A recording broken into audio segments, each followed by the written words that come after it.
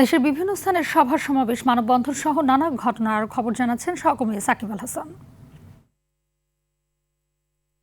অবৈধ জাল অপসারণে চলা বিশেষ কম্বিং অপারেশনের প্রথম দিনে চট্টগ্রামের আনোয়ারায় একটি মিনি ট্রাকে তল্লাশি চালিয়ে আনুমানিক 18 কেজি জাটকা ইলিশ, অবৈধ 4টি বেহুন্দি চাল জব্দ করা হয়েছে। এ সময় ট্রাক চালককে 10,000 টাকা জরিমানা করা হয়।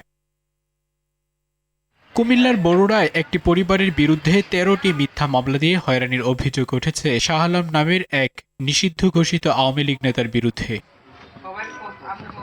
দিনাজপুরের হিলিতে মাদ্রাসার এতিম শিক্ষার্থীদের নিয়ে খেলাধুলা, কুইজ প্রতিযোগিতা ও খাবার পরিবেশনের মধ্য দিয়ে ইংরেজি নববর্ষ উদযাপন করেছে তারুণ্য শক্তি নামে একটি স্বেচ্ছাসেবী সংগঠন। গাজীপুরের কালিয়াকৈরে সোহেল হোসেন নামে এক ব্যক্তির বাড়িতে উপজেলা শ্রমিক লীগের দপ্তর সম্পাদক আরিফ সহ 8 থেকে 10 যুবকের বিরুদ্ধে দেশীয় অস্ত্র নিয়ে হামলা চালিয়ে ঘরবাড়ি ভাঙচুরের অভিযোগ উঠেছে। নরসিংদীতে সামাজিক সংগঠন ড্রিমার্স ক্লাবের 14 বছর পূর্তিতে শতাধিক গ্রামবাসীকে নিয়ে বার্ষিক ক্রীড়া প্রতিযোগিতা ও পুরস্কার বিতরণী অনুষ্ঠিত হয়েছে। পটুয়াখালীতে ইন্টারন্যাশনাল পিস স্কুল অ্যান্ড কলেজে 7টি শ্রেণীর শতাধিক শিক্ষার্থীর হাতে নতুন বই তুলে দেওয়া হয়েছে।